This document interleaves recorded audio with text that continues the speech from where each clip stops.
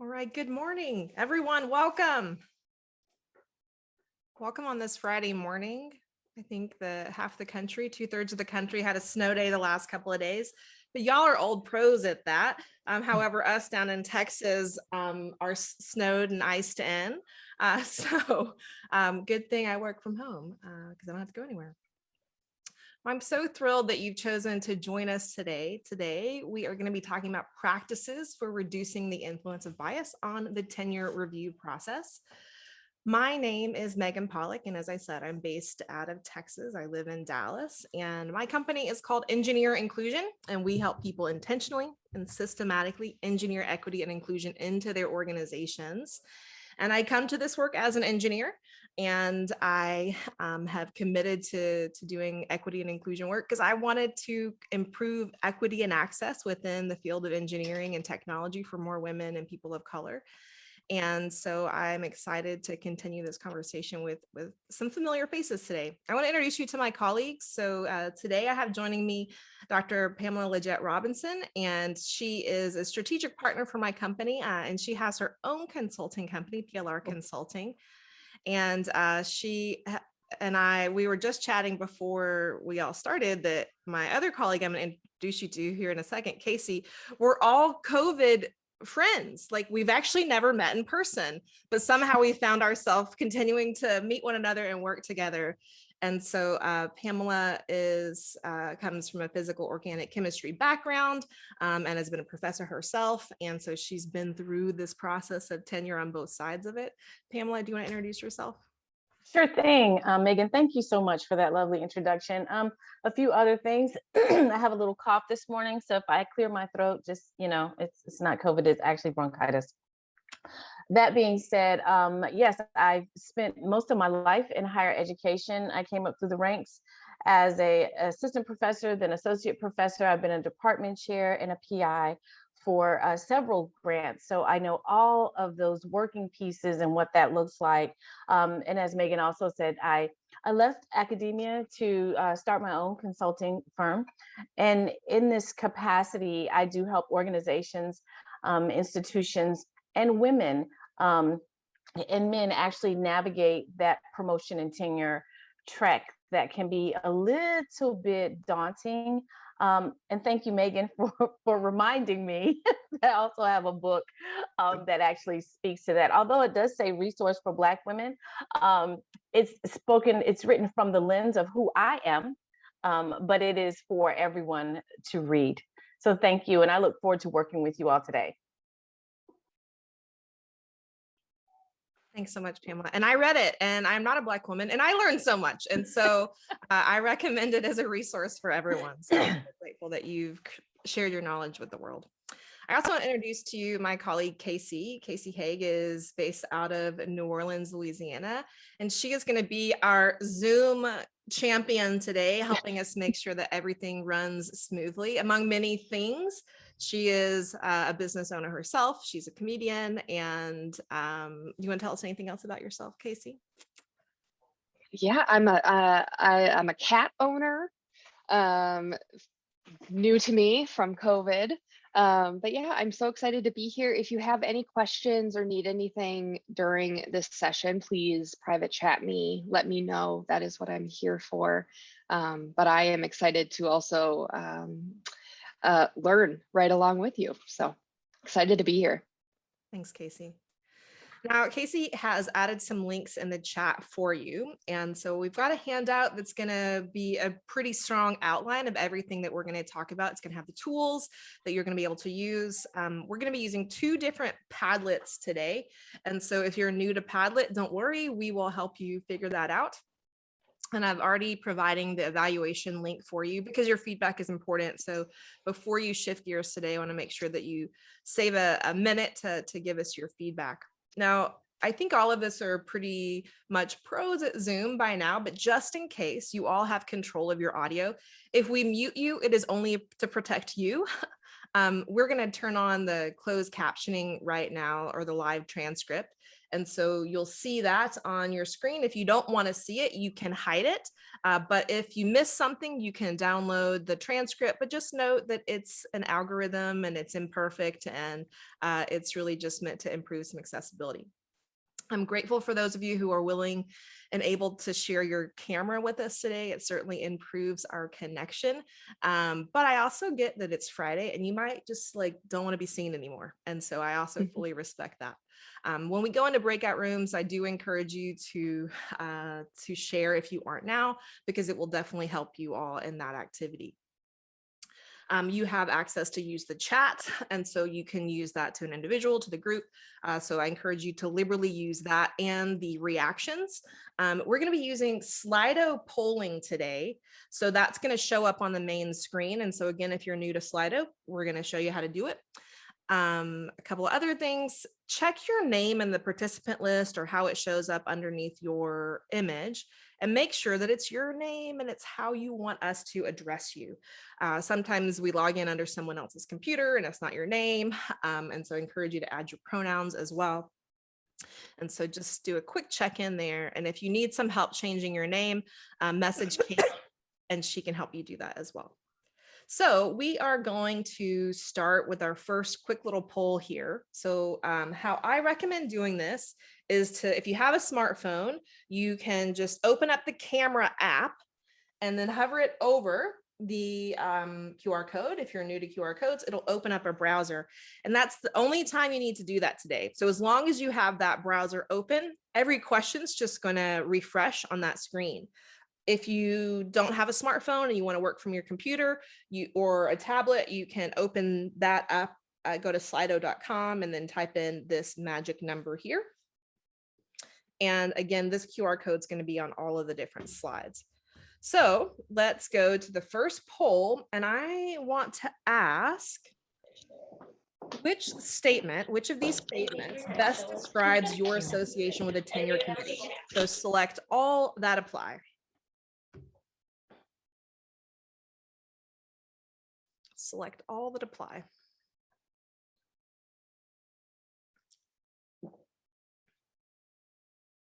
All right, so we've got people who are currently serving, you've served on them in the past, you would like to serve on the tenure committee or other.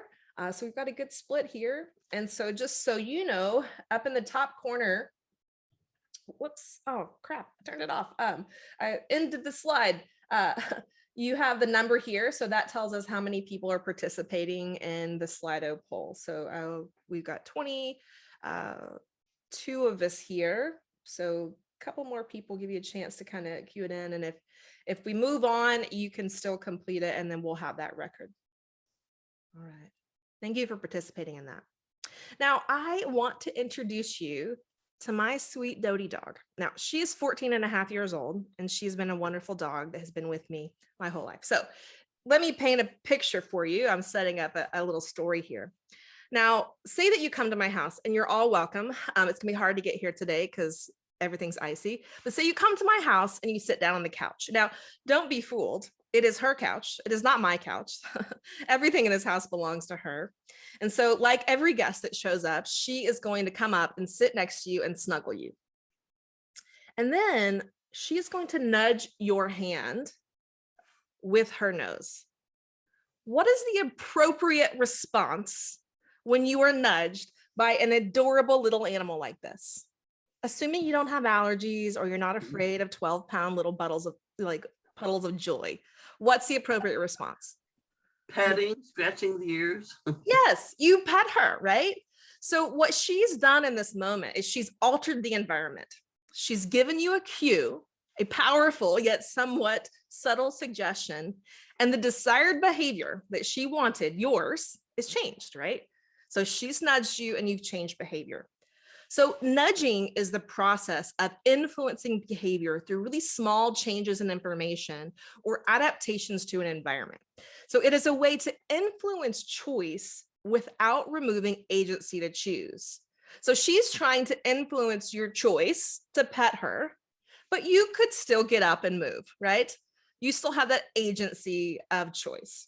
So the nudge theory, it's a behavioral science concept that was first developed by Richard Thaler and Cass Sunstein. So they're two American scholars, and in their book Nudge, called Improving Decisions About Health, Wealth, and Happiness, they introduced this concept. It's a great book. So examples of personal behavior nudges that I have. So like I set my automatic calendar event links to 50 minutes. This is a nudge for me to wrap up sooner so I don't push meetings into the next. And so I can stand up, stretch, and take a break if I need to. That's a nudge, right? Like I'm changing the system to alter my behavior. Another nudge is I don't go to bed with my phone so that I don't end up like scrolling endlessly in the morning and the nights. Also, when possible, I blind certain things that I have to review so that I can remove the potential for bias. So I'm changing the environment to influence my behavior, right? And so I'm certain that you also have lots of nudges that if you were to think about it, you could identify. And I also bet that you succumb to lots of nudges, whether you recognize them or not. So the effort that Dr. Cristina Garcia has led to establish this trilogy of sessions that we're going to have over the next few months is in essence a shared agreement to improve outcomes through the use of nudges. So more specifically, my goal over the course of our time together is to equip you with practical tools to help us all nudge our own behavior and those around us to reduce the impact of cognitive biases. So the tools in your handout, and you'll see them in your exercises, and you'll get a chance to make a plan for how you're going to use these tools in your practice. And so you're going to have 3 tools you'll see throughout. And I want to ask you, are you nudgeable? And are you willing to change the environment to help nudge others? So let's just do a quick internal reflection. How nudgeable are you today? So again, it's the same QR code. As long as you open up that browser, it will refresh that screen. Awesome. So we got some people who are realists. They're like, not so sure, I'm middle of the road, not so sure I'm nudgeable today. We got a lot of people on the upper end feeling pretty nudgeable today. All right, excellent. So thank you for your participation in that poll. Now, quick overview of where we're going today. We're going to do really quick small group introductions. I just want to give you a chance to talk with others. We are going to do an overview of key concepts. We're going to do a case study exercise. My goal is to give us a 5-minute sort of flexible break at the hour. And then we'll spend the last 30 minutes really focused on strategies and making a plan for what we're going to do. So again, we've got 3 key things that we want you to do today. You're going to dissect a case study, and you are going to practice applying these tools. And then I want you to formulate a goal for how you're going to use them. Now, it's important to me that I set the stage and make some assumptions. Now, I have 3 assumptions. 1, you're all human. We agree to that. You're not in the family of my little dog sitting here at my feet. And you have a brain. And that for the most part, your brain functions like every other human brain on the planet. My second assumption is that you accept that we all have biases and that each of you care about creating equitable and inclusive environments where race, gender, and other identities do not work against success in the workplace. So within the scope of our time today, my goal is not to convince you that bias exists, and my goal is not to convince you that bias affects people in the tenure process. Today, we're here to talk about strategies, okay? I can send you lots of other resources that validate those things, but again, I want us to focus on what can we do. So it doesn't matter how much or how little you know about bias, until we put into practice strategies to reduce the impact of bias, we aren't going to see any change that we want to see. So today we're focused on increasing awareness and taking action. A couple of key things here. I want you to know you are not broken, folks. We are not broken. I'm not trying to fix you. What we are doing today is we want to focus on changing our systems, not the people. We want to think about how do we remove barriers and how do we add supports to change the environment. So instead of changing the way people think, we aim to change the environment in which people make decisions. So I invite you to join me in being a choice architect. That's one of the languages that they use in the Nudge book. So we must create these structural and institutional conditions that scaffold decision-making processes. So as we get ready to dive in, I want you to first take a minute and just take a deep breath, because I am going to go super fast today. So just take a deep breath, sort of check yourself, how you're feeling. All right. Now we are going to go into a small group introduction. And what I want you to do in this space is you're going to be in random groups of 3 for about 2 minutes. So you got to do a quick introduction. I want you to say who you are, why you chose to be here today, and what you hope to get out of the experience. So make sure to pace yourself so that we can make it through. All right, so Casey, when you're ready, you can open us up the rooms for 2-minute introduction. Prompts we gave everyone else so that everyone gets the same is, why'd you choose to be here today? And what do you hope to get out of it?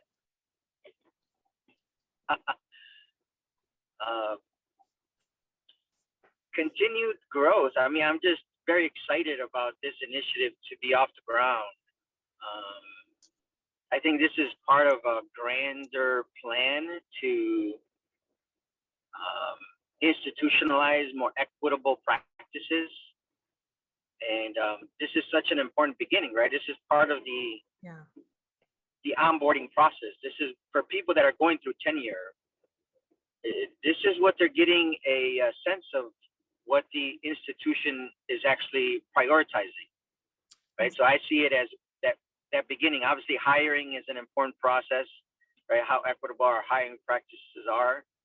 But this is a huge part of retention, right? And knowing how to support our faculty, especially faculty of color. And so I'm really excited about just this initiative. And obviously, I haven't sat in a tenure committee for a while, but I plan to, and so I want to be better prepared. Thanks, Manuel. All right. Well, welcome back, everyone. Yep. Welcome back. So we are going to dive straight in. And before we do that, I want to do one more assessment. I want to get on a scale of 1 to 10 about how much do you know about bias?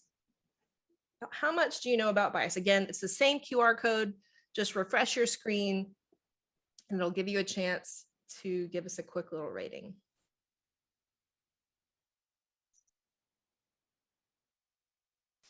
Right, we got about 7, 8 people participating.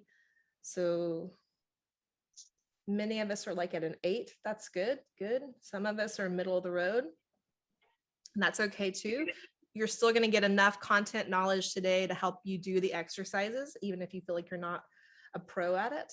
Excellent.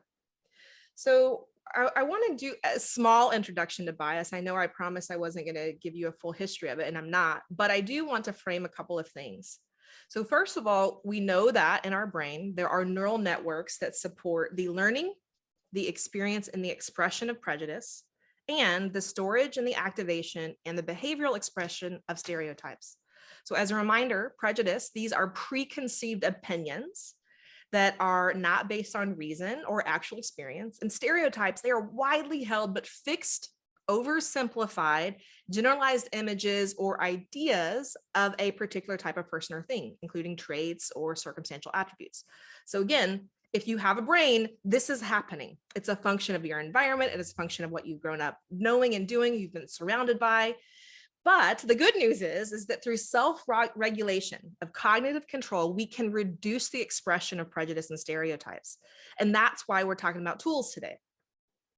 And so again, when we're talking about bias now, there are lots of ways that we can think about bias. So bias, it is the expression of prejudice and stereotypes. It is a prejudice in favor of or against one thing, or a person or a group compared with another. And it's usually in a way that's considered to be unfair. Now, we could certainly be biased in favor of others, but that means if we're in favor of something, we're against something else, right? Whether we acknowledge that or not. And so implicit biases and prejudices, they are often unrecognized and they may not align to our declared beliefs and values. So even though I study this, I am still a human who was raised in the Deep South, and that has deeply informed the shape and function and wiring of my brain, right? And so I have to be consciously aware of that and have that cognitive control and self-regulation. And these biases show up in so many different ways. We know that when we think about intersectionality, they're showing up around race and gender and class, ability, disability.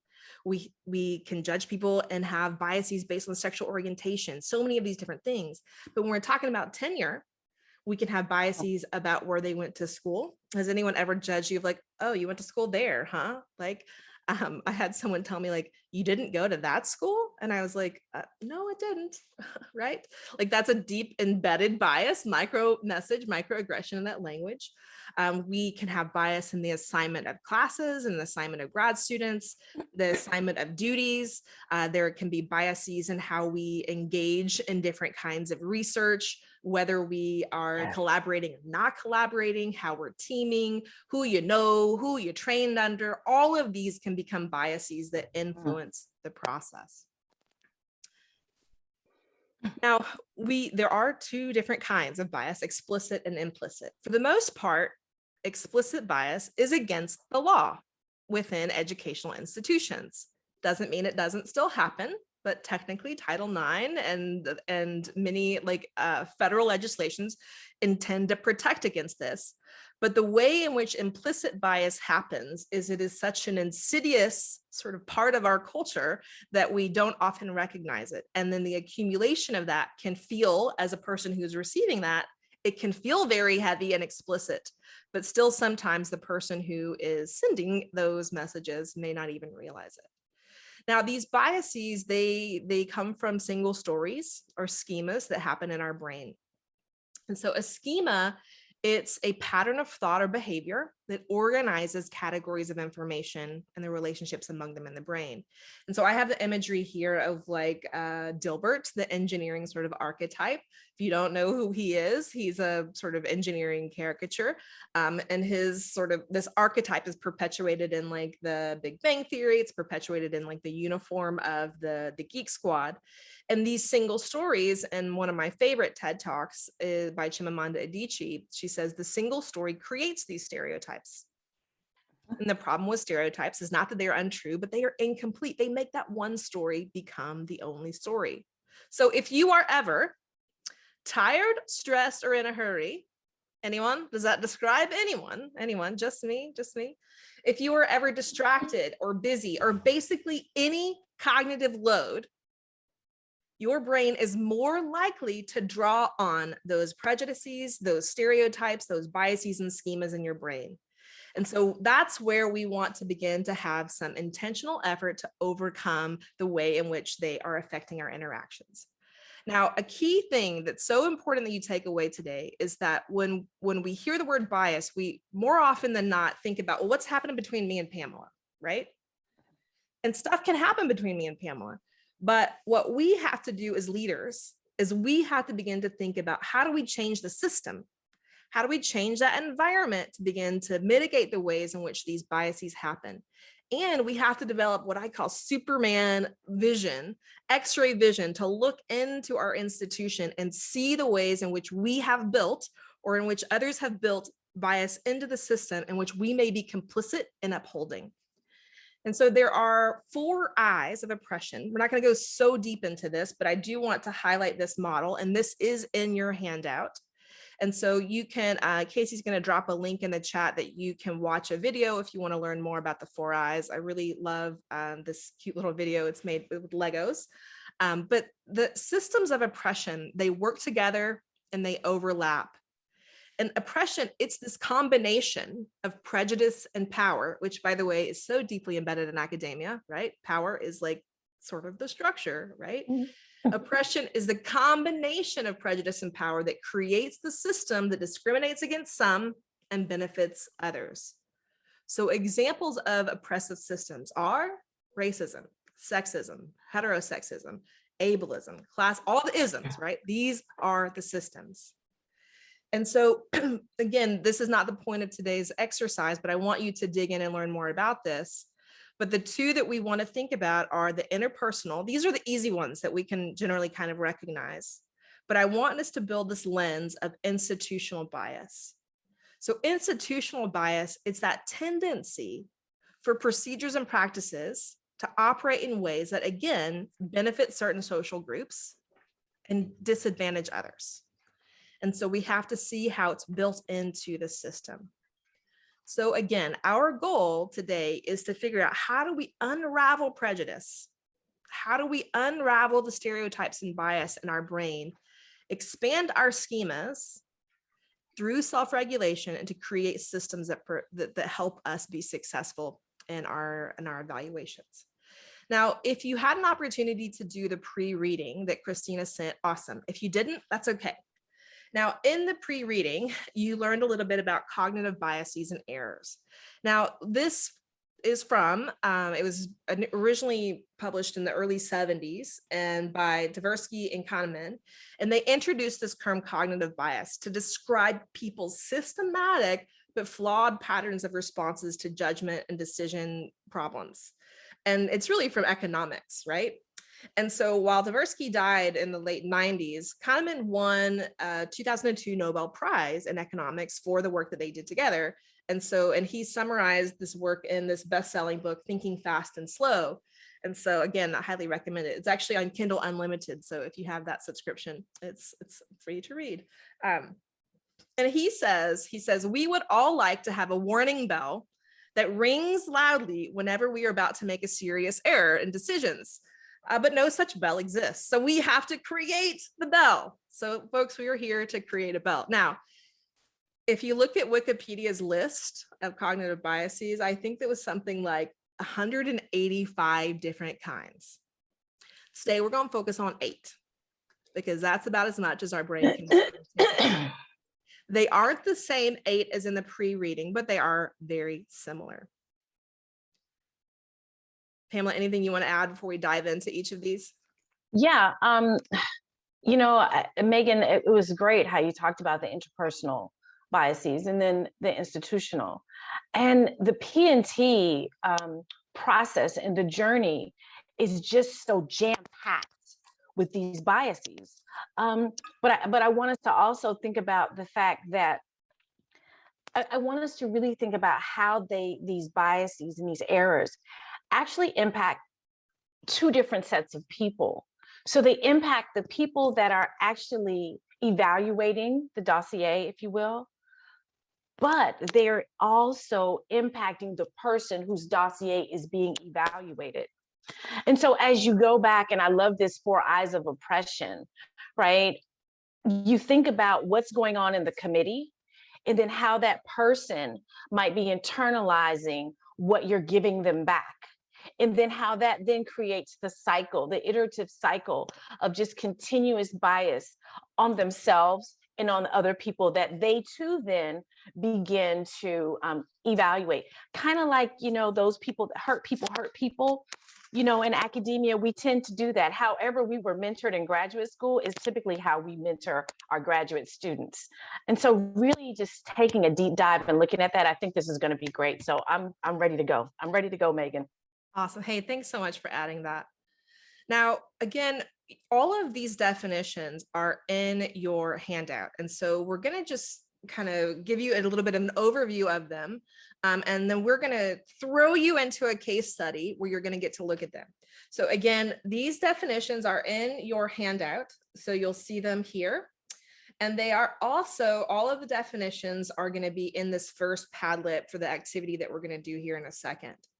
And so we want to make sure that we give you plenty of time because the case study is, a little bit of a longer study. So we want to give you a chance to read it.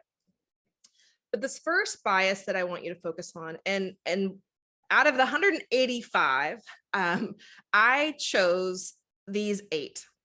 And as you know, as educators, our brain can only process so much information. And I landed on these 8 as the ones that I think are sort of the most prevalent.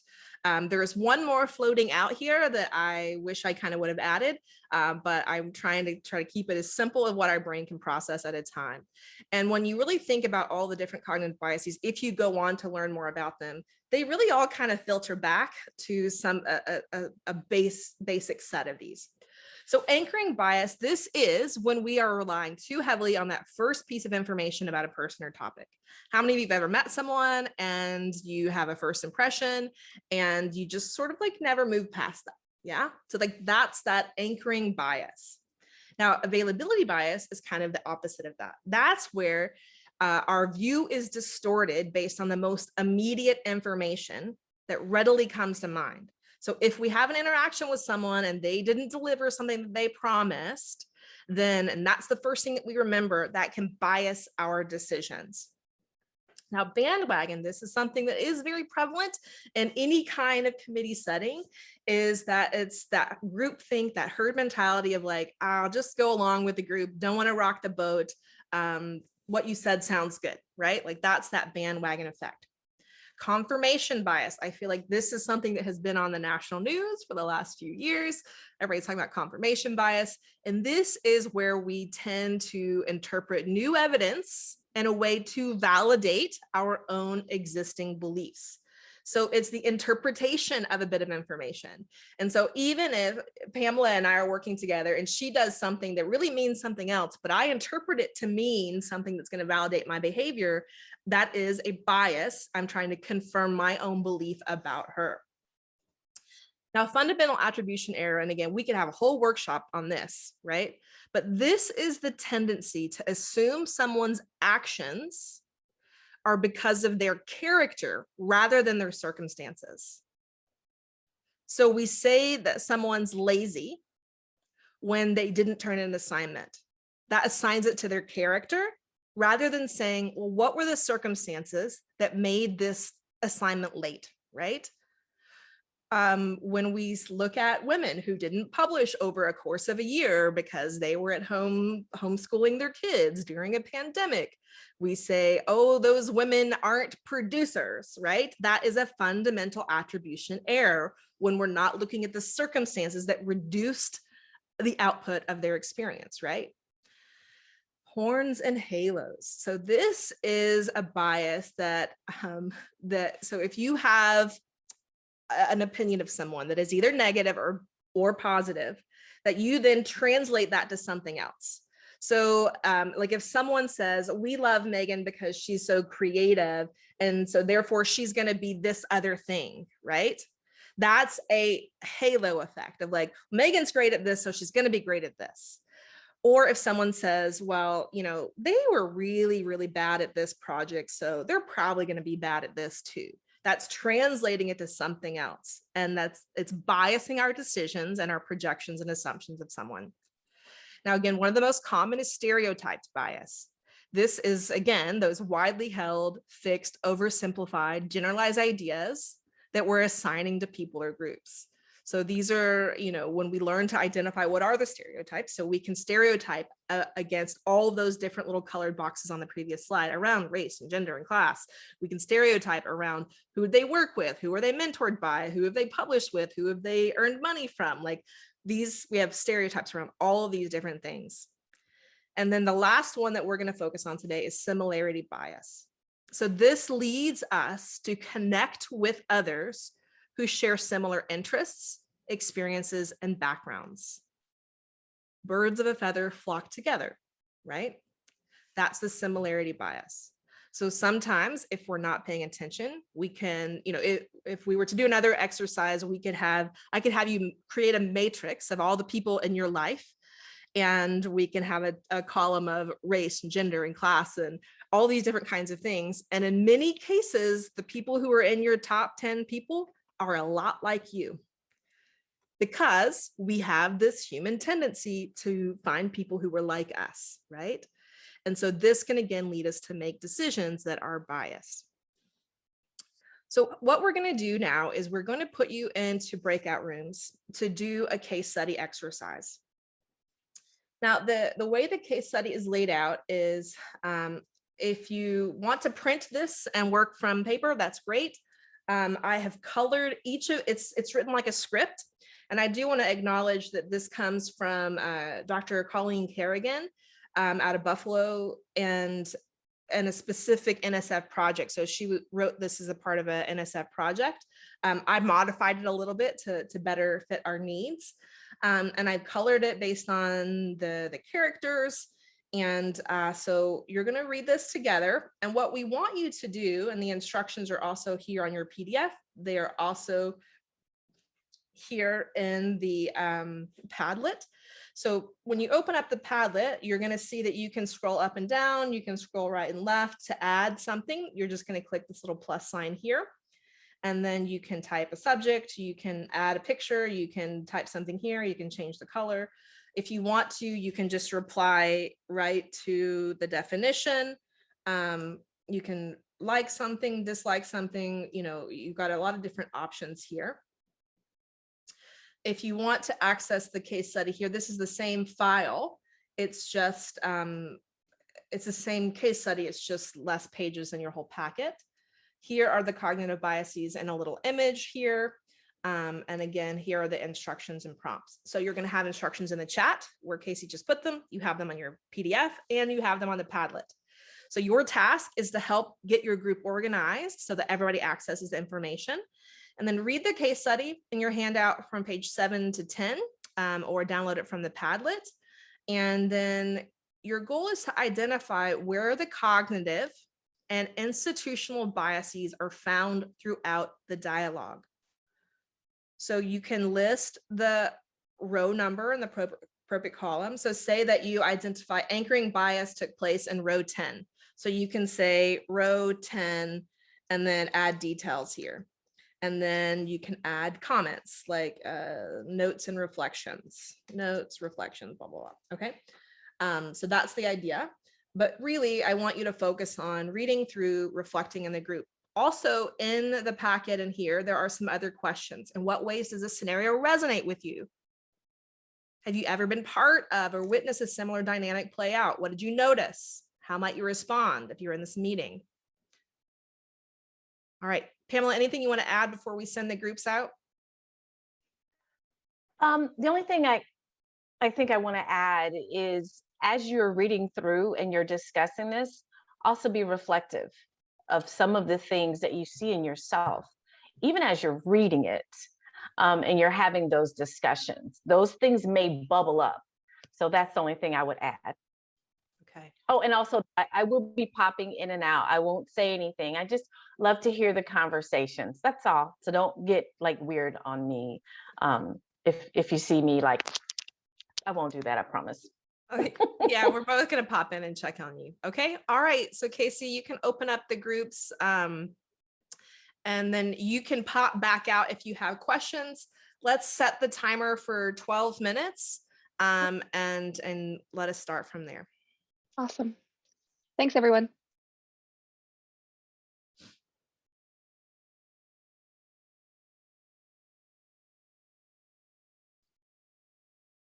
All right. So we got Mary. We need to send Mary to a group. Hi, Mary. Oh, I'm sorry, Mary. Yeah, no, I have had some sign up issues. Oh, That's let me get you in there right I'm now. special. Megan, it looks like there's 6 rooms. I can take 4, 5, and 6. Okay, great. If you take 1, 2, and 3. Got That it. sounds good? Sounds good. All right. See you in a minute. All right.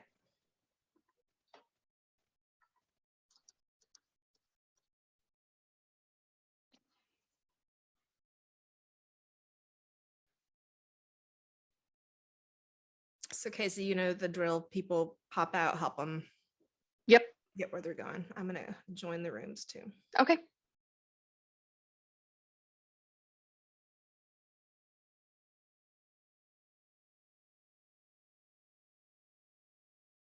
Script that's like April, Mike, Peter. Yeah, I'm in the Padlet, but I don't see.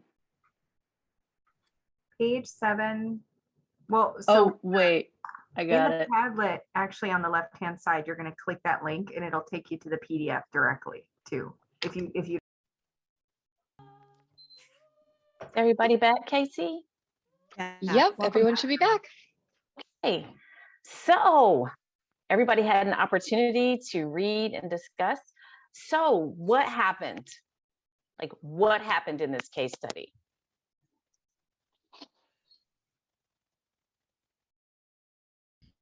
I think Megan will appreciate my comment that it was a typical MSc type discussion. Typical gender stereotypes for sure. Okay. Any other biases kind of bubble up for you that you saw in this conversation? And what were they? Well, I would add that I don't recall Megan talking about the institutional bias, but that certainly was percolating. Could you, Kimberly, could you just expound on that comment for me just a little bit more, if you don't mind, if you're comfortable? There was no desire to interrupt the status quo, to change the institutional structure, to cross the boundaries or move those boundary lines. And there was that within the discipline. There was that also with male female ideas, gender kinds of things. But institutional, the structure is this, and we're not going to change it. The same thing with that diversity education, right, for the sciences. So no respect Absolutely. for the touchy-feely type of research in the hard sciences. Susan, what do you consider touchy-feely? I'm unclear. Well, the things that deal with interpersonal relationships, more like psychology, sociology. As a matter of fact, I think they mentioned it belongs in sociology in the scenario. So the kinds of things that you're not doing an experiment on. And so this diversity, diversity, equity, inclusion, a lot of times, I know I've heard that too. It's not part of those hard sciences, so it doesn't count here.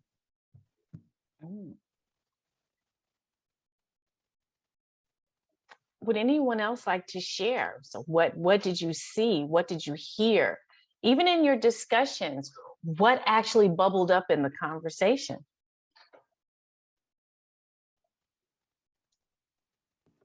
Susan here, I don't want to do all the talking, but our group talked about, Megan, next time you need to have a disclaimer that this may cause some flashbacks, right? Because it's true, if you've experienced some of these things yourself or witnessed them, it can be very, what was the word we use, Chris? Triggering. It's very interesting, Susan and Christian, that you mentioned the triggering and I call that trauma, right?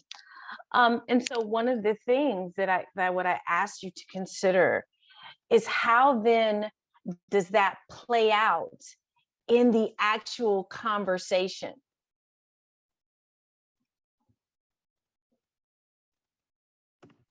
So April's probably heard this before. This isn't new to her, right? More than likely, being a woman in that area, working with those people. And so I'm sure she's starting to relive and maybe even imagining what they said when she came up, for her own promotions or even higher. That could trigger a lot of emotional trauma. So for me, it would trigger my similarity bias in that I would probably be jumping to this person's defense without actually thinking about content as much because of that emotional response and that wanting to align and undo a wrong. But is that the place and way to undo it, right? I was going to add that for me, if I had similar experiences to what I was observing in the room, I'd probably go into a flight or fight response. And I think typically I'm going to preserve myself and keep myself safe and withdraw from the conversation, right? Go ahead, Manuel. Yeah, very similar to what Mary just said.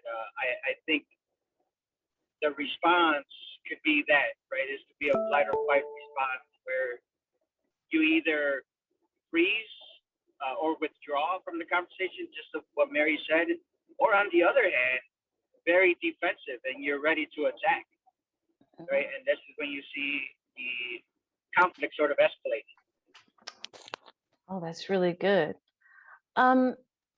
So if you don't mind, I would like to ask, so I think it was think it was either Susan or Kristen, I don't know who started the conversation, discussing the institutional bias and how the case study really didn't move the needle. And so I'd like you just to reflect for just a minute in what you said, and think about the fight or flight, and think about those two ends of the spectrum, and how, thank you, Kim, and how those actually impact the institutional bias and the changing of the needle, or the moving of the needle, so that we begin to think about our biases differently. So would anyone like to comment, maybe? I know that was a long spiel there.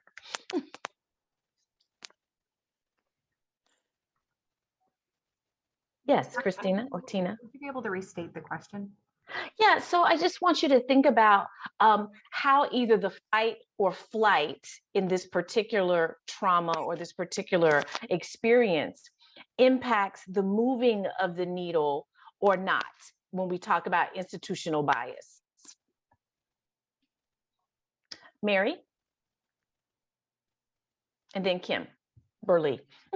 Yeah, and I think I was kind of processing in a different piece of that, in terms of, which is what I was more prepared to talk about, in terms of how can I self-regulate differently. And we talked in our group just about, cultivating some skill sets for reflection, and for allowing time for people to process and reflect, and ensuring that we were using criteria that, rather than opinions and perspectives, that thinking further on your other piece of that.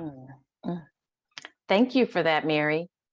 There's no right or wrong answer, so just however you think about it is fine. Kristen?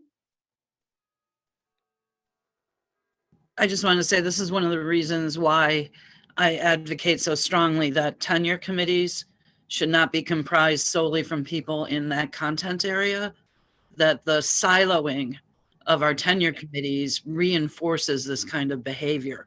Whereas if you force a diverse group of faculty to get together, then you're going to have more points of view presented, and I think a better chance of moving that needle.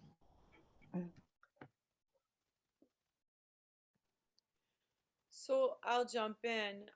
I really liked that fight or flight comment, because even as we were going through the case study, I was having like these stomach, like I want to jump out and start shouting and be defensive in attack mode, like Manny said. But that institutional bias is exhausting. So when you have these reactions, these biological reactions to something going on, it's an opportunity for discussion. And if you can't get anywhere, you go into escape mode and you look for other places. And so we effectively silence people and make them go away. And I've done that. I've gone to other places where I can take that passion and try to move the needle somewhere else. So the institutional bias does a really good job of silencing people and ignoring. It's an uncaring structure, right? People don't feel heard, they don't feel valued, because we're having these emotions that are not attended to. So fight or flight can move the needle, and more often it seems like when people blow up and explode at everyone, then everyone goes into reflection mode and try to make excuses and minimize what happened. But we can maybe move the needle a little bit, but it's a big sacrifice when somebody does that. So fight or flight can move the needle, but I think fight or flight more effectively silences people and makes them go away. Thank you for that. I really liked how you said, like, it minimizes some of those conversations. Was that, did anybody find that to be prevalent in the case study, where any of the comments were perhaps minimized, and how did that manifest in that case study? The minimization of voice, the minimization of perhaps comments or or any of the like? Susan here. I played Nathan, and I felt his voice was a little bit minimized. First of all, he didn't speak up at first. He voted, yes for her professorship, so he seemed to align a little bit more with April, but in my opinion, seemed a little reluctant to go against the good old boys club. Ryan, thank you for that, Susan. Well, it's kind of interesting with Nathan, because there's that line in line 23. He says, I haven't made my decision yet, at least. I actually enjoyed the presentation, seemed to make a stronger argument than her recommendation letters. So that to me suggests that he was leaning towards no, or that he would have been easily swayed, except that April made such an impassioned presentation. So that to me is the point that, and it seems based on this context that maybe April is, at least in this group, is the only female, and maybe is one of the few other females in the department. So her being willing to take on this extra burden of defending her colleague, bringing up these things, made it so at least in this case it was tied. If she hadn't done that, it seems like if they were just going based on the materials that were turned in, Nathan might have gone with the other votes. So it just seems to me like that's a real sign that April, because she put in that extra work, she was willing to, have these, this kind of a pain of a conversation, because Peter especially is being a pain, that really moved the needle to me.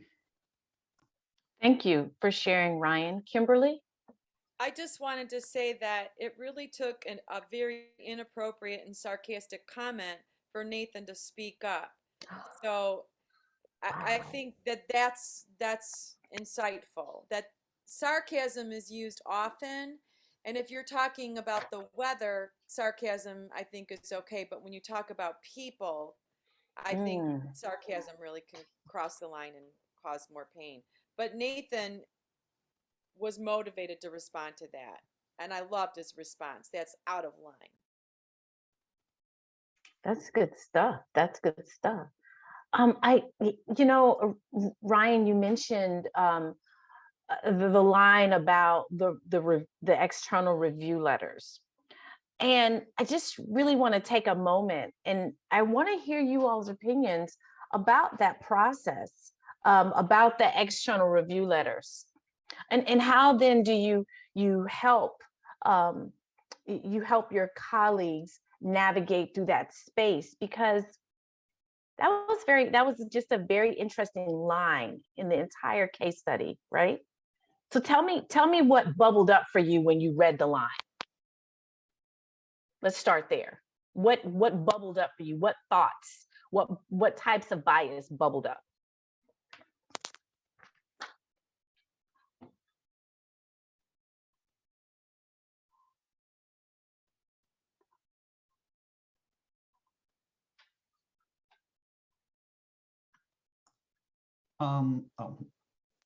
Kristen, and then Tina.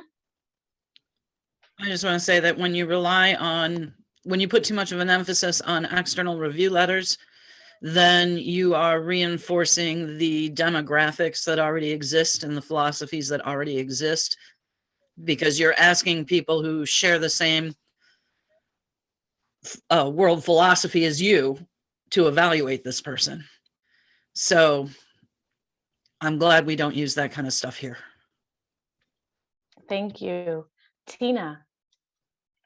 I think for me, it was great to see an example of this, but fundamental attribution error. But that how a brief mention, like how a review, an external person's perspective was completely devoid of context, saying that you have someone who was a new parent, right, who was on maternity leave just prior, and that there was just that, then it shifted to a different bias as well, which was still as equally as gross, around, well, I didn't take time off, right?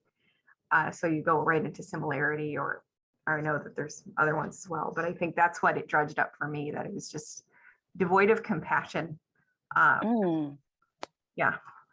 I think there was one other person that wanted to speak. And then Megan, I'm going to hand it back over to you. All right, thanks. Is there somebody else that was wanting to chime in some last thoughts before we dive into tools and strategies? I just wanted to chime in real quick on the external review letters. One of the conversations around that was the fact that she took a year off because she was on maternity leave. And at my previous institution, I also took off time and had a baby during the tenure process. And they had a policy in which they allowed for the person in the tenure process to push back their tenure clock in order to account for that. And so those policies should be put in place. If it were a male faculty member and they had a surgery, for example, and they had to be off work for 6 months during the tenure process, then we should account for that.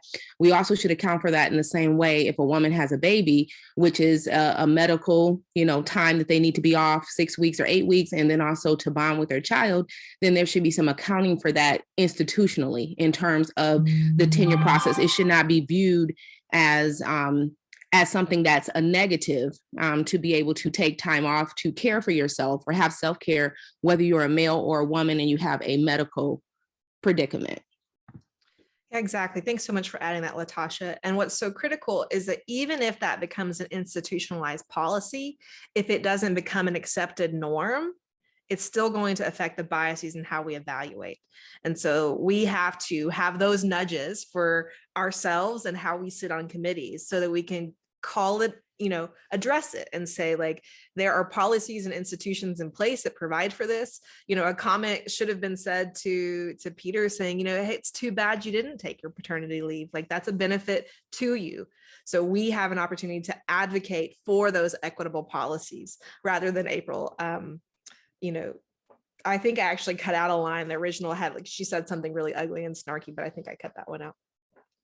So I want us to dive in and make sure that we get some time to talk about these strategies. So all of these tools are in your packet. And then they're also, these images are in the last Padlet. So if you want to save them as shortcuts for yourself. But I want us to talk about this first. And these are unbiasing nudges, right? They are a method for us to begin to implement some active behaviors for this. So the first is to reduce. We need to reduce distractions because distractions, they increase the likelihood of drawing on implicit biases and reduce our capacity to self-regulate. So in what ways are we setting things aside? What way are we, limiting all of the information that's coming at us?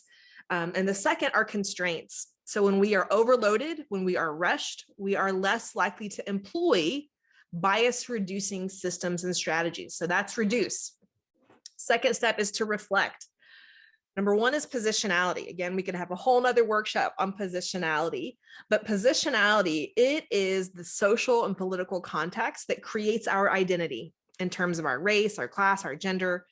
And it describes how your identity then influences and potentially biases your understanding of an outlook of the world. So that means we have to look in, we have to reflect, who are we and how does it influence how I'm interacting with and interpreting data about other people?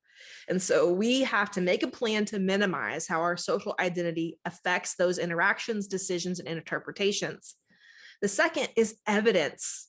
We have to, prior to conversations with others, review all available evidence before the meetings, write down our evaluations, focusing on facts, not assumptions. So the third part is to remind. We want to remind ourselves of the biases. And the research says that when we take the tools like what I provided for you and we put them on a poster or we hand out little cue cards to everyone at the beginning of the meeting, we're institutionalizing an agreement that says we are going to put these in front of us so that we can have that shared vocabulary and address these things spot on. So biases, we want to cue the committee to common cognitive biases and errors in judgment and decision-making. So what if that committee had all in front of them the list of the cognitive biases and they were empowered to address them in real time? And the second suggestion is to have some rules. So review some ground rules for the process with inclusive meeting protocols. And you want to establish accountability measures. And so you've already got this tool, but I want to introduce you to some suggested ground rules. I call them a session pledge. They can be ground rules, group norms, shared agreements, guidelines, whatever you want to call them. But the first is to stay engaged. And so again, all of these details that I'm about to highlight for you are in your packet. So one, for the benefit of others, we will stay present and involved. We will close apps and we will put away devices and distractors and detract from an optimal experience. We will actively and empathically listen and trust that others will do the same for us. We resist overloading and rushing our agenda. So again, this can be an agreement. It can be a poster. It can be something you say like, these are how we agreed to operate today. Second, share the mic. Everyone's voice matters, and we will work to create space for each person to contribute. We will invite quiet voices to participate, and we depend on each of us to draw participants in from the margins, fostering community and nurturing a sense of belonging. The third is to support others. We will help navigate the content with patience, kindness, and respect. We will ask clarification when we don't understand. We reject stereotypes, prejudice, and bias and focus on unfiltered evidence. We choose to call in instead of calling out when reminders are needed, treating everyone with compassion and empathy. And then finally, stretch and reflect. We are all accountable for our words and action. Let me say that one again. We are all accountable for our words and our actions. We believe that we can learn and improve our practice through effort. So we accept the challenge to stretch ourselves. And then finally, this is also what the research says is really important to creating institutionalized change, is that we will take time to acknowledge our individual and collective identities and reflect on what we've done, what we've learned, and celebrate successes. So until we are reflective on the process, until this committee, until the end this happens, they say, how did we do? Did we meet our values? Did we follow a pledge to creating an inclusive, equitable process for tenure review? If we didn't, how do we do better next time, right? So that has to be part of that conversation. And so what I want to invite you to do, the last one is resist. So we need to resist opinions. We want to focus on evidence that to warrant statements or conclusions. So that means we need to invite others to say that of like, can you give us some evidence to support that statement or conclusion you just made? And we want to bias check our filter of evidence as well. And then finally, silence. Speak up. We need to resist silence. Use the ground rules to address biases and stereotypes in real time and debrief to improve. And I love the Janetta Sagan quote that silence in the face of injustice is complicity with the oppressor. If we are silent when these things happen, we are complicit with the oppression of these people. If we are silent when these things happen, we are complicit in being part of the institutions that hold up these biases. And so we have to take the step to take these 4 actions. And so again, those 4 things are to reduce, reflect, remind, and resist. Now, for the last bit of time that we have together, we are going to do an application exercise. So as Casey's getting this set up, I welcome Pam if you want to add anything to this. But what we're going to do here is there is, I forgot to update this left side. So ignore that. I'm holding my hand over it, but you can still see it. So how might the case study scenario, the instructions are in the chat. So how might the case study scenario have been differently if the committee members were aware of and openly discussing these biases? How might the case study scenario have played out differently if they were following the unbiasing method? And so the case study looks like this, and here are the questions. How might it played out differently if they reviewed the session pledge? And then how can and will you incorporate these tools into your practices as regular nudges and reminders? So I want to put us into groups to give us some time to process this. So you're going to talk about each of these tools. Because you've already spent time on cognitive biases, I want you to jump to the unbiasing method and the session pledge, okay? So jump to questions 2, 3, and 4. I'm going to highlight this. Oops, I'm going to highlight this one and say pause on that one. Pam, anything you want to add before we send them out to this application exercise? No, I'll jump into the breakout sessions as well, but no, I think I'm ready to go as well, Megan. Okay, great. All right, so instructions are in the chat, they're in your handout, and they're on the Padlet. So Megan, Can you pop the handout back in the chat? I somehow got mine closed and it's like unresponsive or something, and now I'm having a hard time going back to re-access it. Just the main packet. Thanks. Yes, Casey, can you help her with that? Perfect, great. So let's give, because we were short on time, we're gonna give you 5 minutes. So Casey, let's do groups of 3 so people can have more time to talk. Random groups of 3, 5 minutes, and then we're gonna come back together and wrap up. Thank you, everyone.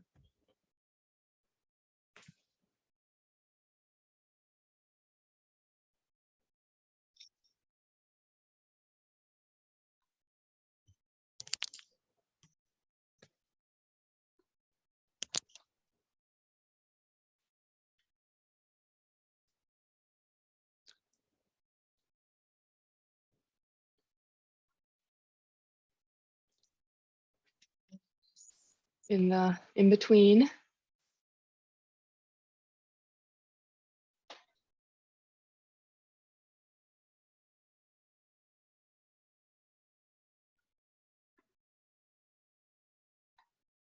Manuel, are you having issues joining? Should have automatically. He was on the phone, so he. Okay.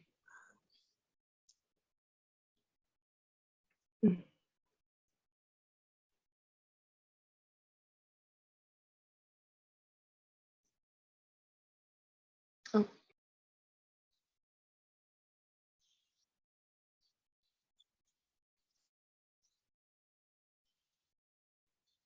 Welcome back, everyone. Welcome back.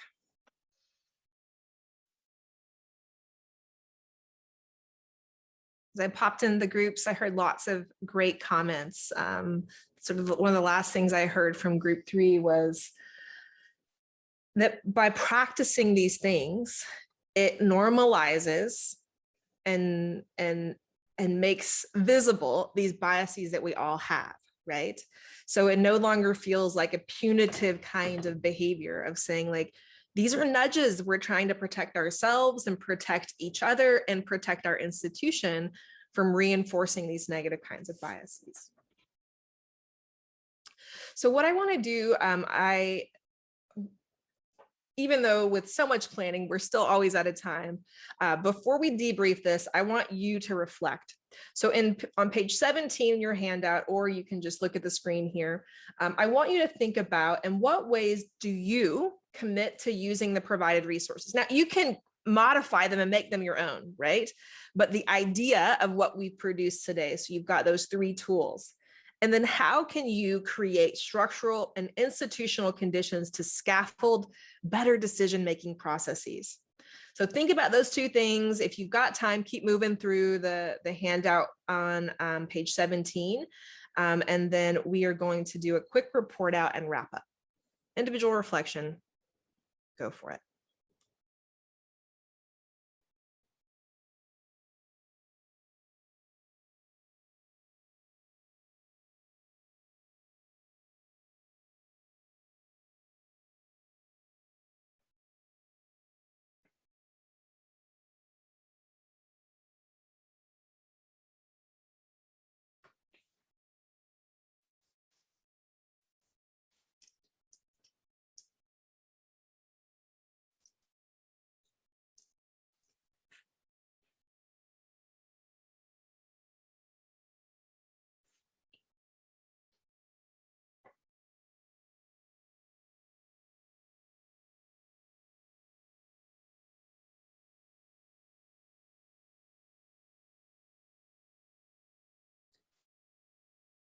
All right.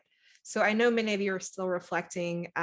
So for those of you who set your calendar for 90 minutes, I do want to put a bow on us at 90 minutes. But if you want to stay, Pamela and I can both stay and we can continue the conversation.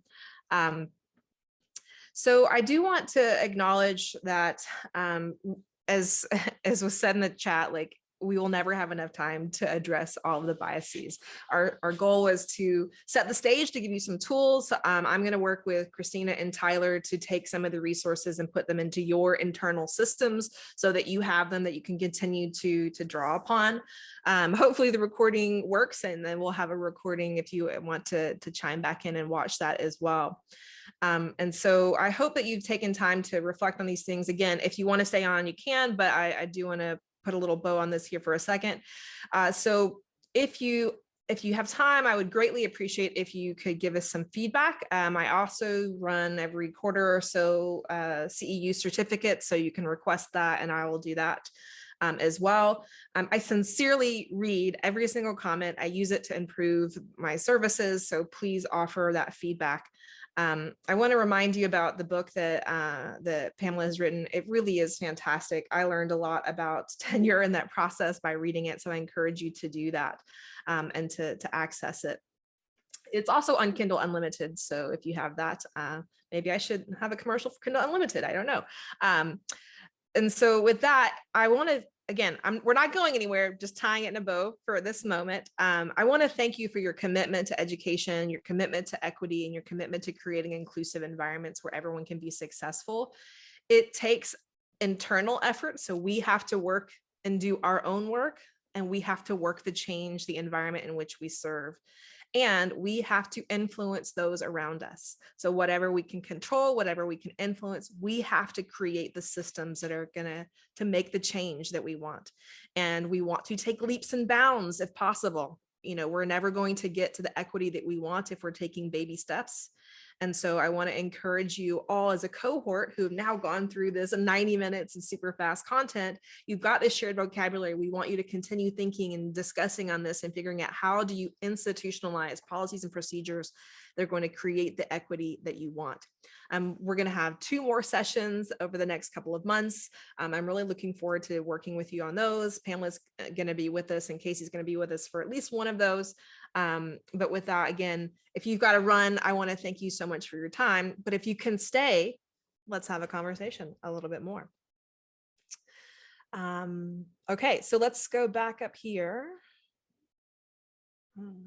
Where were we? So let's go back, since if y'all are willing to stay, and let's do a little bit of a debrief on the application.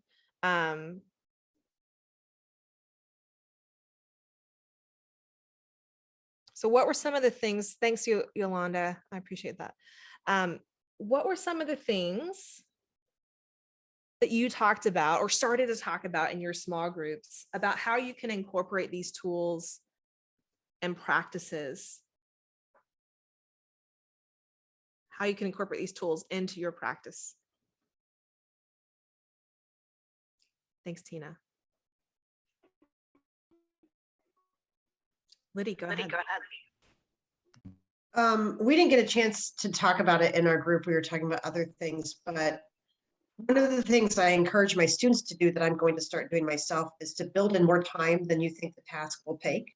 So if you think a task will take 60 minutes, allowing 90, I'm going to do the same thing for meetings because we don't build in the reflection space or time. So as I'm in charge of or scheduling those meetings, I'm going to build in that space and then also set it up as part of the agenda of what we're doing, that we will have time to be quiet, to think, to reflect, to follow up. And we cram too much in. So I'm going to work towards shifting that, at least for myself. Yeah, thanks, Liddy. Story of my life, I feel like. Which is one of the ground rules, is don't get overloaded or rushed, and yet we do it here today. I have to say that in my small group, I had Kristen, and I'm trying to put this in the right words to reflect how I'm feeling. I often get angry at the people who don't get it. But when Kristen said in our group that it triggered me, that struck me as it's not just the people that don't get it at the table, it's those that have already gone through it, but it has totally affected how they feel.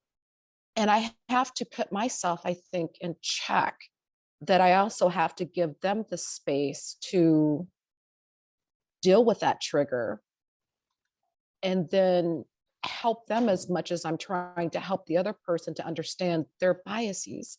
I don't know if I'm making sense to y'all, but it was just different to hear my colleagues say this triggered me. And I think that's where I'm stuck at right now. It's not just the people that don't get it, it's the ones that have seen that and witnessed that. And I think as a Black person, I don't often think of the other side of what racism, biases do to the others in the room that aren't Black. So I'm just deep in thought right now. So I had to put that out there for just to share with everybody. Thank you. Kristen? I really appreciated a comment made by Dawn in the last breakout session to remember that not everybody processes at the same pace. And so you need to be respectful of members of the committee or members of your team that maybe we have to circle back. Not everybody has to follow your agenda and your timing. You need to make space for those who move at a different pace than you. Thank you. Manuel? Yeah, I was gonna share something. I was wondering if you all have ever listened to a TED Talk that is titled, is it a good thing? Is prejudice, or can prejudice be a good thing?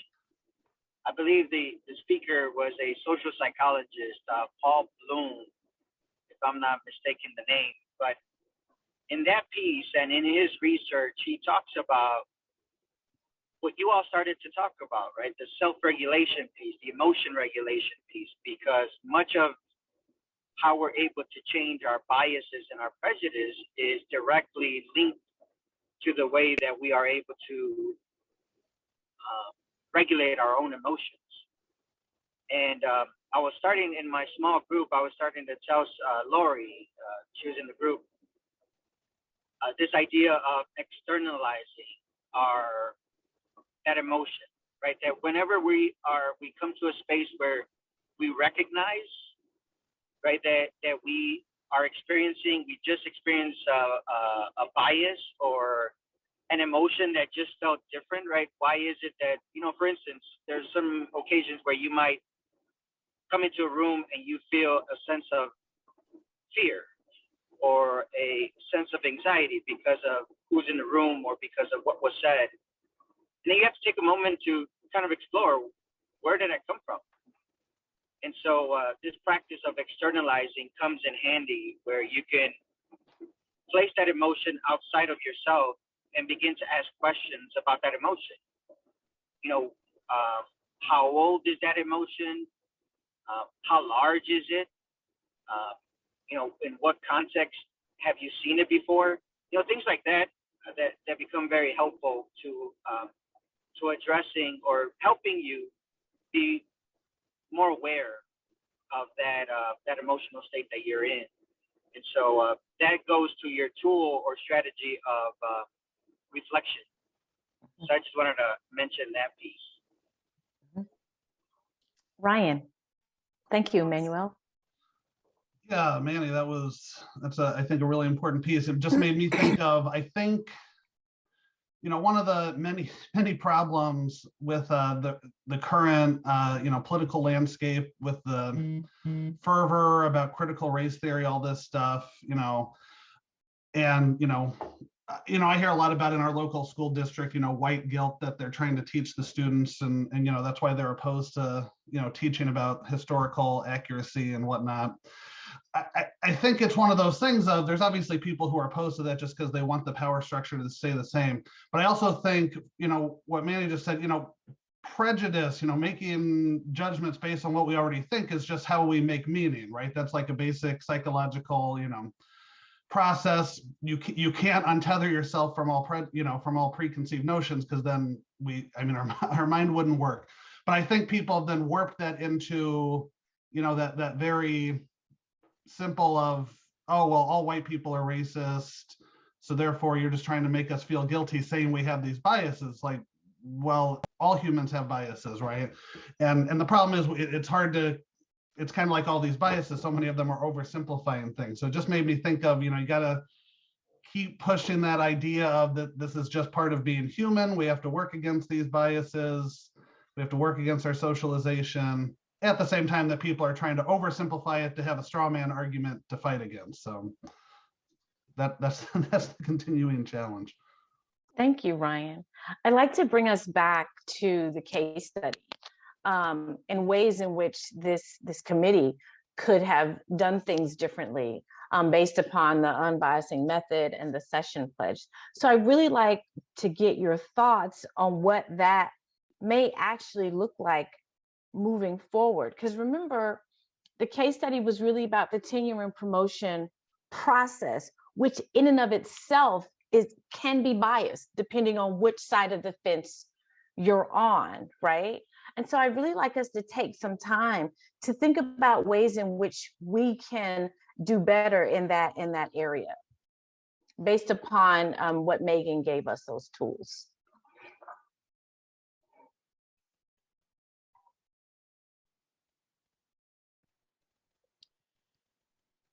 I'll jump in.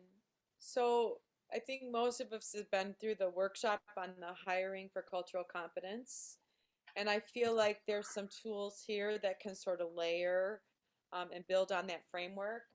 And one that I already do is every search committee that I'm a part of, I go with a list of reminders for myself on cognitive error and bias.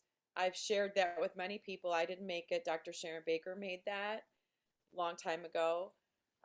So I really like those 4 steps that you had there. And if they had taken the time to sort of lay that out and give people the tools and reference, so then you can respond to, you can respond with questions, or you can respond with nudges, like, I don't think you meant to sound like this, but this is what it sounds like.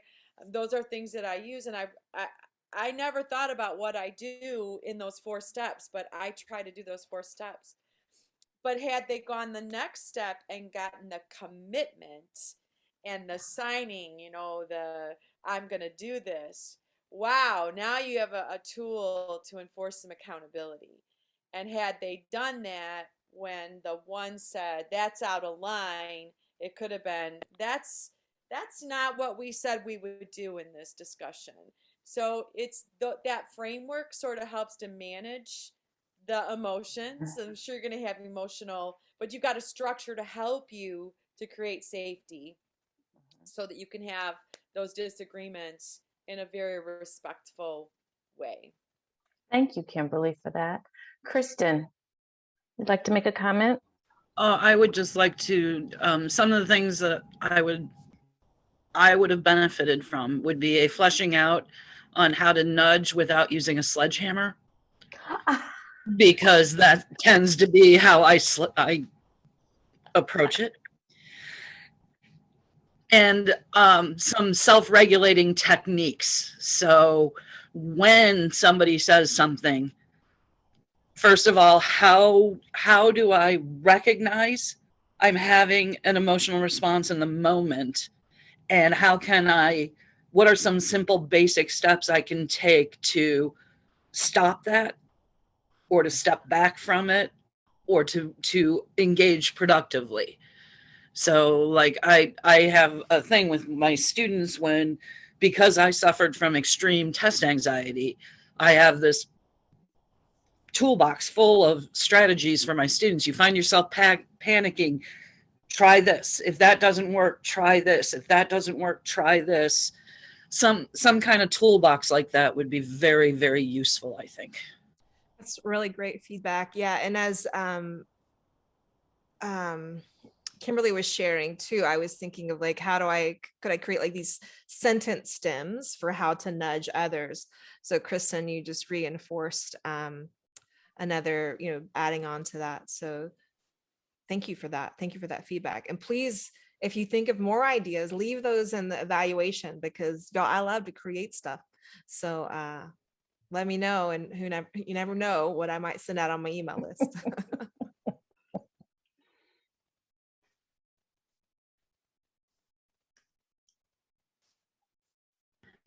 And I would have one other question too. As a discussion, what happens if the person in charge of the tenure committee doesn't respect the process that's laid out? You know, that's a really good question. And that just takes time and conversation. I know that's probably not the answer most people are looking for, but let's really think about the process, right? The process is institutionally and fundamentally, it's been the same process. So I really don't care what institution you're looking at. The process is really the same. It's, you know, it's teaching, scholarship and service, you know, however you want to spin it. There's peer reviewed, non-peer reviewed, letters of reference, non-letters of reference. But in thinking about what that process looked at for that person, those may be the points that you start the conversation. Remember, we talked about how however we were trained as graduate students, that's typically how we train our graduate students. It's really the same thing. So if I come in, I'll give you a good example, and I don't want to spend too much time on this. So when I graduated, I taught at Tuskegee University. It was it's a Research One institution, if you will. They have a PhD program. But when I was hired, they told me I didn't have to do research. But somewhere along the way, that's what I had to do. So I did the research and and everything else that I was supposed to do. And I got tenure and was promoted. And so then I switched positions and I became a department chair at a 2-year institution that did not have research component to their tenure and promotion process. But in that process for me, that was what I was trained to do. So I could never really untrain myself from doing the research. And even when I was talking to the faculty and I said, hey, you still need to do research, they don't have bench science. But my mind shifted and said, well, you can do teaching research. So those things that are already in place are very difficult sometimes to undo. And it just takes time and it takes practice and it takes intentional, deliberate, compassionate conversation to do that very thing. And so even now as a consultant, guess what I still do? I still do research. I still write books. I still write. I still publish. It's ingrained. I wish it wasn't, but I drive my husband crazy. So hopefully I've answered that question. Megan, I don't know how much time we have left. If there's anyone else that'd like to comment. Just reading I wanted to, I don't see anyone else from my last team here. We were commenting on that sometimes, I mean, there are people who really have these biases, okay? One, they may not recognize them. And also, so you tell them, you know, you have these rules and they can't do it. So it becomes an undercurrent of going out and, politicking to other people on the committee outside the meeting. And I agree that, because like we were saying, if you looked just at criteria and if publishing was one of them, as you mentioned, Pamela, she didn't publish 1 year. That's a fact, right? And, so, we were saying that, yes, indeed, there has to be institutional change. And I think it really needs to be strong at the top. But we also need to keep working at the individuals because they're implicit for a reason. They don't know oftentimes. And they really, like what Ryan was saying, some of those people truly believe that they're correct. You're the wrong one. And so, that's, I think, you can have these guidelines and people agree to them. And then they play the game outside of the meeting a little bit. So these are, some things that we started, talking about. Susan, I love how you brought up the fact that, yes, publishing was a criteria and she didn't publish for that year. But in thinking about what that criteria really looks like, okay, do they have to publish five times within this period of time?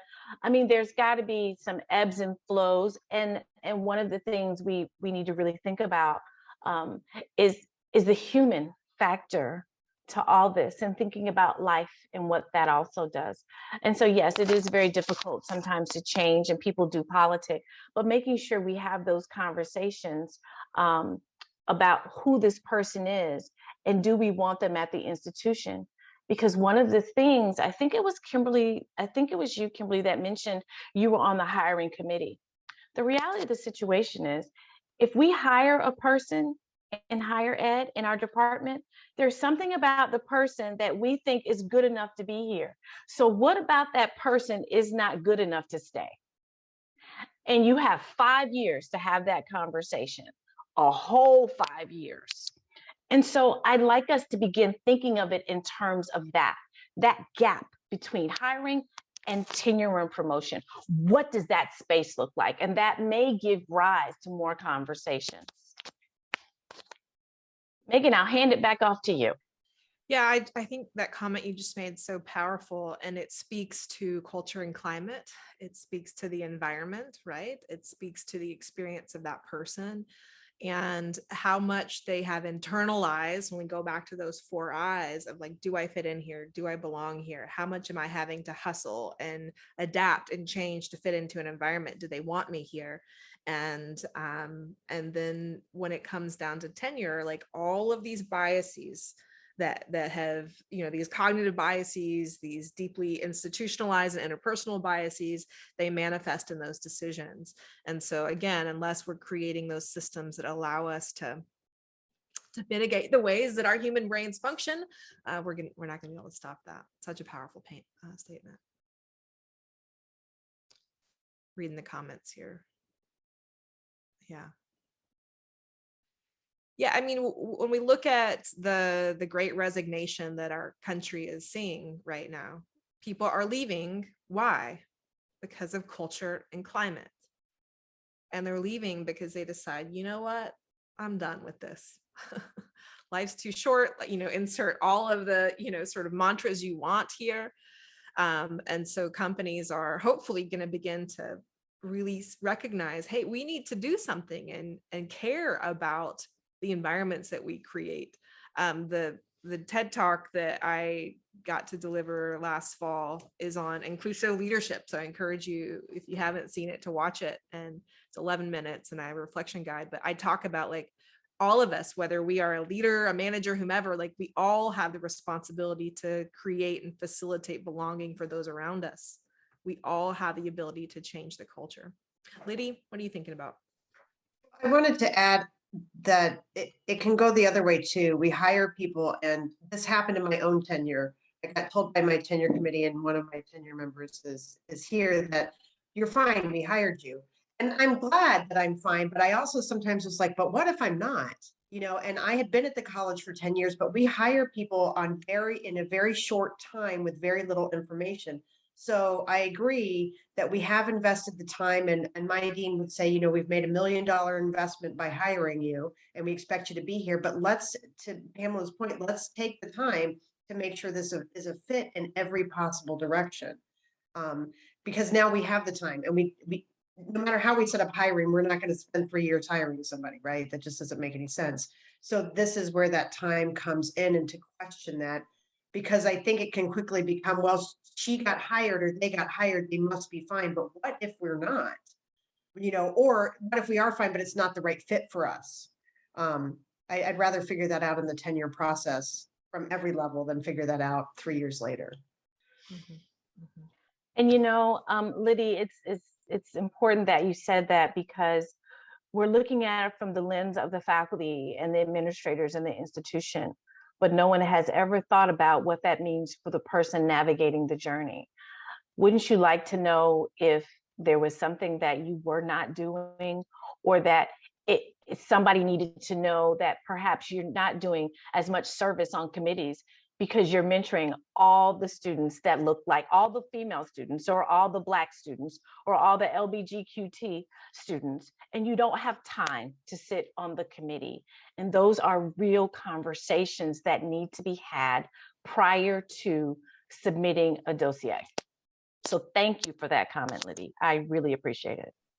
And I do think they happen, I don't think they happen consistently across our college though. Like the program that I'm in is very small and very nurturing. So for sure, Don and Joe were having those conversations with me. They weren't formalized because that's not how we operate.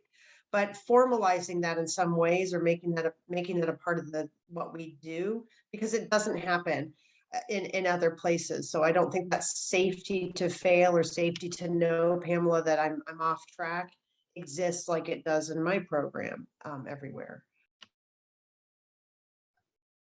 Yeah, you are correct, it doesn't. And we're going to talk about in our future workshops more about communication and coaching and things like that. And then how do we put some more intentional boundaries and clarity around those kinds of things. So stay tuned. What else? One thing I wanted to say is that because I've come across it several times, when I recognize something that's being done that I feel is unjust to someone else, and I have a conversation with them, how did you feel about this? You know, you didn't say anything, you know, I wondered, you know, if you would feel, I don't want you to say anything. I don't want anything said that doesn't fit in with my, you know, my brand of personality or whatever they might use for their language.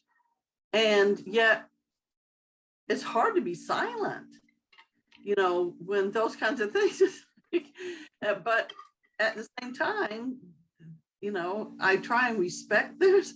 I try and, like, without mentioning who it is, to bring it up to somebody along the way, but it's just so hard because you see that happening to them, and it's like, but you have to respect them too. I mean, they might be in PSTD themselves from all the trauma they've been going through, you know. Yeah, thanks, Susan. And I want to connect to Dawn. When I think it was you, when I popped in the breakout rooms, I heard you talking about as an introvert, the sort of opposite of, so in my little method, I put silence of like speak up, meaning speak up to issues. But you taught me something there, especially as someone who is not an introvert, at least not fully an introvert, of maybe I need to put some clarifying language of that, of like silence in the sense of like making space is good, but silence and as a complicity is different. So you invited me to reconsider my language there. And so I just wanted to thank you for that. Thank you. Yeah, sometimes I think, not for me, I get that it means I should speak up, but I think sometimes for other people, they think if I don't speak quickly, that means that I'm choosing not to speak up. And what I'm doing is thinking, I get there later. Yeah. And if you all are able to use these tools or reflect on them anymore, I really sincerely welcome your feedback, and I, you know, want to improve them, and I can make them bigger sizes. So if you want to print them, you can, and use them as posters too. And I've got all of your emails, so I can let you know when those exist. All right, Pamela has to run. I think I need to as well. I'm so grateful for the energy and the expertise and what you've contributed to this space, everyone. So thank you for your investment in this work. It's good to see some familiar faces. Thank you so much. Thank you, everybody. Thank you. Hey, it was good to see. It was good, Megan, to see more faces than we normally see. It was wonderful, wasn't it? Oh, yeah. Hi, Martha. Always too much and too fast. Yeah, definitely. That's the mode of operandi. I signed up for all three because I really want